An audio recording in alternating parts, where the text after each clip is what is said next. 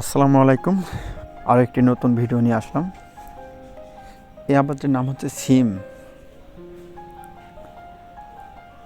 আমাদের মাঠে একরকম আবাদ ভালোই হয় এই সিম। তো দেখুন কি সুন্দর সিম ধরেছে। ভিডিওটা দেখতে থাকুন। আর সকলকে ধন্যবাদ। আমার পেজটিকে ফলো করবেন, যেন পরবর্তীতে এইরকম ভিডিও তৈরি করতে পারি ইনশাল্লাহ।